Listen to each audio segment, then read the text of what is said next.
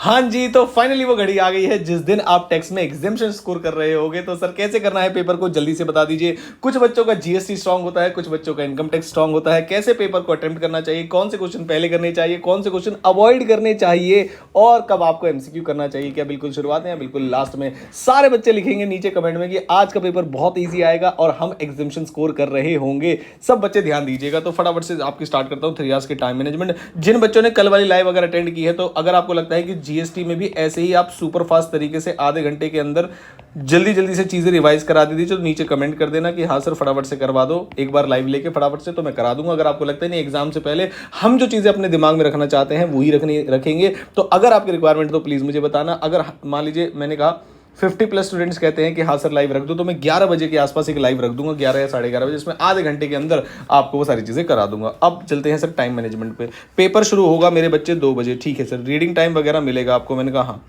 तो जब 2 बजे पेपर शुरू होगा तो आपको सर स्टार्टिंग में कौन से चैप्टर करने चाहिए। तो जो बच्चे जीएसटी जो बच्चे करने वाले हैं वो तो एनी सीक्वेंस फॉलो कर सकते हैं, जो बच्चे जीएसटी शुरू करने वाले हैं। लेकिन बेटा जो बच्चे इनकम टैक्स शुरू करने वाले हैं, यानी जिन्होंने मेरे साथ तैयारी की है, यानी कि जो मेरे बच्चे हैं जिन्होंने मेरे साथ पढ़ाई की है, बेटा वो तो इनकम टैक्स ही शुरू करेंगे। पहले आपको पीजीबीपी नहीं उठाना है, पहले आपको कंप्यूटेशन ऑफ टैक्स लायबिलिटी नहीं उठाना है। सर वो तो हम वैसे भी उठाने नहीं वाले थे, तो बेटा उससे रिलेटेड क्वेश्चन भी मत उठाइए, आप साइड वाला क्वेश्चन भी मत उठाइए। आप सबसे पहले 1 घंटा निकालिए अपना, ठीक है सर हमने 1 घंटा निकाल दिया। उस 1 घंटे के अंदर रेजिडेंशियल स्टेटस प्लस स्कोप का क्वेश्चन आपका हो जाना चाहिए, हाउस प्रॉपर्टी का क्वेश्चन आपका हो जाना चाहिए, अगर कोई सैलरी का क्वेश्चन है वो भी हो जाना चाहिए। और कैपिटल गेन भी बड़ा नहीं होता ना सैलरी बड़ा होता। सर ऐसी कैसी बातें कर रहे हो, सैलरी तो बहुत बड़ा होता है। मैंने कहा बेटा 4 से 5 एडजस्टमेंट के अलावा कुछ दिख जाए तो पेपर में बता देना। सैलरी बड़ा तब होता है जब उसमें 12 13 एडजस्टमेंट होती है, जब वो रिटायर हो रहा होता है, पेंशन ग्रेजुटी बहुत सारी चीजें मिल रही होती है। जब आपको पता है पेपर के अंदर 4 से 5 एडजस्टमेंट है, तो ना तो कैपिटल गेन बड़ा होगा, ना सैलरी, ना हाउस प्रॉपर्टी, ना रेजिडेंशियल स्टेटस, और उसके बाद आप थ्योरी भी अटेम्प्ट कर सकते हो। ओ तो सर फिर से बताओ जरा, हम भूल गए क्या करना है। तो बेटा पहले वाला जो 1 घंटा है, first 1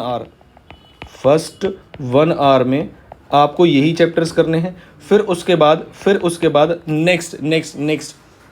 next half an hour मतलब 0.5 आवर जो भी रिमेनिंग रह जाए, क्योंकि मैंने जो बताया है आपको वो हो जाए ऐसा जरूरी नहीं है। फिर बेटा वॉच लगा लेना और लास्ट में एमसीक्यू मत करना। सर स्टार्टिंग में एमसीक्यू करेंगे तो सारे प्रोविजंस जो है हमारे वो ध्यान रहेंगे, तो स्टार्टिंग में करने चाहिए। मैंने कहा मेरे बच्चे कभी कभी क्या होता है कि जब एमसीक्यूज आप स्टार्टिंग में सॉल्व करते हो और आपसे कुछ एमसीक्यूज गलत हो जाए तो पेपर को लेके एक नेगेटिव धारणा बन जाती है। जबकि अगर आप पेपर को ऐसे शुरुआत करेंगे जिसमें आप लिख रहे हैं, जिसमें आप क्वेश्चंस को कर रहे हैं, ये मेरा पर्सनल एक्सपीरियंस है।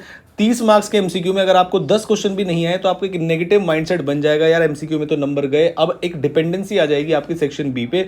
ऐसे नेगेटिव माइंडसेट में सिली एरर्स होना बहुत ज्यादा चांसेस बढ़ जाते हैं। तो मेरे बच्चे आप पहले 1.5 घंटे में जो बेस्ट क्वेश्चंस आते हैं आपको उसे निपटा दीजिए। जब आधा पेपर हो जाए आपका, जब आपको ऐसा लगने लगे कि 70 में से आपने 40 मार्क्स के अराउंड कर दिया है इजीली, तो बेटा बस आपको मुझे लगता है 20 मिनट से 25 मिनट के अंदर मैक्सिमम बता रहा हूं, अगर कोई कैलकुलेशन भी शामिल हुई इसके अंदर 15 मिनट के अंदर हो जाएगा, वैसे ध्यान रखना। तो 20 से 25 मिनट के अंदर बेटा आप एमसीक्यू करेंगे और फिर उसके बाद नेक्स्ट रिमेनिंग पेपर में आप करेंगे, मतलब नेक्स्ट जो है उसके बाद जीएसटी कर लीजिए, रिमेनिंग इनकम टैक्स का पेपर कर लीजिए। तो रूल बना लीजिए, शुरू के 1.5 घंटा सेक्शन बी से शुरुआत करेंगे, जो क्वेश्चन हमें बेस्ट आते हैं हम वो करेंगे। बहुत सारे बच्चे पूछते हैं सर सीक्वेंस में करना जरूरी है। जैसे फॉर एग्जाम्पल मैंने सेक्शन बी शुरू किया और मुझे जो है पहले क्वेश्चन नंबर 2 नहीं आता, मुझे 3rd अच्छे से आता है, तो क्या मैं कर सकता हूँ? हाँ बेटा हाँ, 3rd अच्छे से आता है तो 3rd का ए आप एक जगह कर सकते हैं। हालांकि मेरा सजेशन ये रहता है कि अगर आपको 3rd का बी नहीं आता तो उसके लिए थोड़ा सा स्पेस छोड़ दीजिए, बाकी पेज पे लिख देना पीटीओ प्लीज टर्न ओवर, और उसके बाद उस सीक्वेंस में जाके जो चेक करे उससे ज्यादा मतलब हौच पौच ना लगे कि यार तीसरे का ए यहां लिखा रखा है, बी वहां लिखा रखा है। ऐसे मत करिए, स्पेस छोड़ देना। अगर आपको पता है बाद में आगे कर सकते हैं तो कोई प्रॉब्लम वाली बात नहीं है। 3rd के बाद 4th करिए, 4th के बाद 8th करिए, कोई प्रॉब्लम वाली बात आपको नहीं आएगी। फिर सर एक बार और बता दो आप कि एक पेपर दिखा के बताओ कि कैसे कैसे करना है। तो लो बेटा पेपर देखो, और सारे बच्चे बेटा सब्सक्राइब और लाइक कर दो। हमारे पास आखिरी पेपर बचा है और आपको पता है हमने कितना जोर लगा दिया है इस वाले पेपर में। तो जितने भी बच्चे हैं वो सारे लाइक और सब्सक्राइब करेंगे और बताएंगे कि क्या हमारे 25,000 पूरे होंगे या नहीं। तो बेटा ये रहा हमारे पास एक पेपर। फॉर एग्जाम्पल दिसंबर 2024 का मैंने एक पेपर उठा लिया है। उसके बाद जैसे आप सेक्शन बी में आएंगे, जैसे ही आप सेक्शन बी में आएंगे तो जो पहले वाले क्वेश्चन होते हैं वो बहुत ज्यादा बड़े नहीं होते हैं, मतलब वो कंप्यूटेशन वाले ज्यादा क्वेश्चन नहीं होते, आप इजीली सॉल्व कर सकते हैं। जैसे फॉर एग्जाम्पल ये हाउस प्रॉपर्टी का क्वेश्चन है तो आपको बहुत ज्यादा बड़ा नहीं लगेगा वो। और उसके बाद सर पीजीबीपी है, तो सर पीजीबीपी के लिए तो आपको होल्ड ही करना पड़ेगा। आई वुड नॉट सजेस्ट कि आप हाफ हार्टेड क्वेश्चंस को स्टार्टिंग में अटेम्प्ट कीजिए, छोड़ दीजिए इसको। भले ही थर्ड का ए पहले, थर्ड का बी बाद में करना है कर दीजिए, चेक तो तब भी हो जाएगा, कोई प्रॉब्लम वाली बात नहीं है, ठीक है सर। उसके बाद जैसे आप ये कैपिटल गेन का क्वेश्चन कर रहे हैं, तो कैपिटल गेन का क्वेश्चन दिखने में बड़ा लगता है, बड़ा होता नहीं है। तो पीजीबीपी और कंप्यूटेशन ऑफ टैक्स लायबिलिटी, यानी ये वाला जो पॉइंट होता है आपका, जहां पे टैक्स लायबिलिटी निकालना सिखाता है कि कैसे करना है, तो बेटा वो जरूर ध्यान से देख के जाइएगा। All the best wishes for your paper.